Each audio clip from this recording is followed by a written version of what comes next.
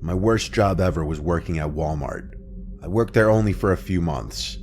I hated every minute of it, honestly. I didn't get along with a lot of my coworkers. The customers were crazy and weird, and I felt like a lot of people just generally were unfriendly. I was 24, and Walmart was my second job to make ends meet with my new apartment. Sometimes I'd work register, sometimes I'd work the desk outside the fitting room, and sometimes I'd work general sales associate. On this day, I was a general associate, walking around the place assisting customers and straightening things on the shelves. I interacted with a bunch of people that day. I still remember dealing with some of the dumbest customers I'd ever had the displeasure of interacting with, but nothing could have prepared me for who I was going to run into that day. I got a random pat on the back, and I turned around to see my ex-girlfriend Casey.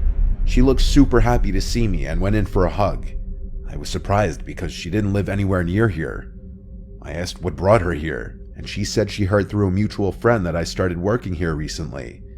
Casey and I did not leave off on good terms at all. She had been harassing me for a while since I had broken up with her, and I had to end up blocking her on everything to get her to stop. She was insanely controlling throughout our relationship, and downright obsessive, bipolar, and paranoid. And after I ended things with her, she wouldn't stop trying to contact me and meet up with me to talk things out, even though we had talked things out multiple times. She even left multiple voicemails crying. I take no joy in any of that. I don't say any of this to belittle her or make a joke of mental illness, but she has issues, and I came to learn that, and I had to tell her multiple times her behavior is not normal. Her finding out I got this job and coming to my place of work I was not okay with. Even though I hugged her back and was cordial at first in this interaction, I eventually cut the crap and said, "Why are you here?" The fake friendliness stopped here on both sides. Her face got more serious, and she started telling me that it's really messed up that I block her out of my life like this. I told her this is the exact kind of behavior that made me block her. Showing up to my job is not normal. Then I started asking her which mutual friend told her that I worked here. She claimed that's irrelevant, and I assured her it most certainly is not irrelevant, because I didn't believe that anyone told her where I work. I had broken up with Casey many months ago. She should have had no way of knowing about my new job or apartment, and I was confident none of my friends were even in contact with her anymore. I told her I'm seeing someone else now. I have to get back to work. Please leave and don't contact me again. She refused to leave, so I simply just started walking away to an employees only area. She didn't follow me back there. It was at this moment I actually started considering trying to get a restraining order. After my shift was over, it had to be like 11 p.m., closing time. I left the store and went straight home. My roommate was home, his car was in the driveway. I parked next to him and went inside.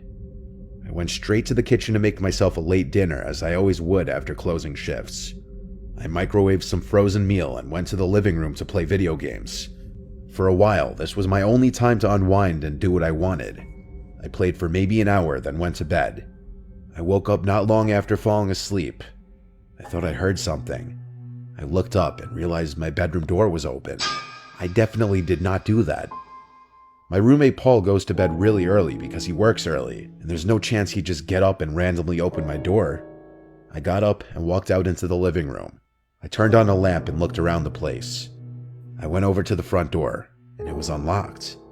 What the hell was going on? I was thinking, did Paul leave? I looked out the window and saw that his car was still there. I locked the front door. Then I went to his bedroom door and tried opening it. It was locked. I knocked on the door lightly once, and he didn't respond, so he was asleep.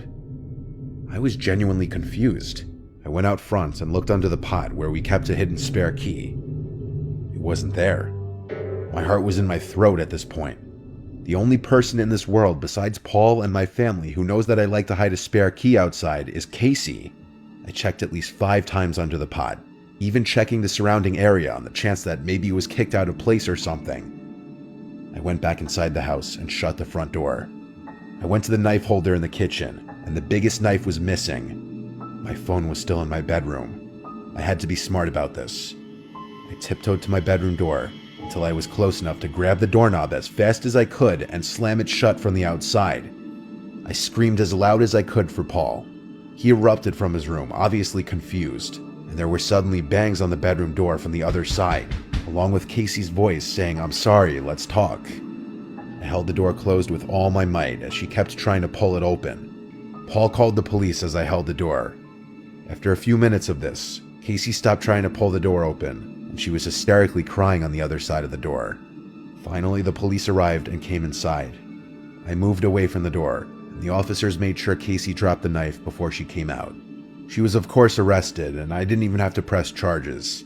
She was charged by the state for, I believe, burglary in the 2nd degree, and she's currently serving a pretty lengthy prison term for this. I'm honestly shocked she didn't get charged for attempted murder. It's a sick situation all around. I don't know when she'll be out. I'll have been long moved out of this place by then. My biggest regret is not catching the red flags with her early on.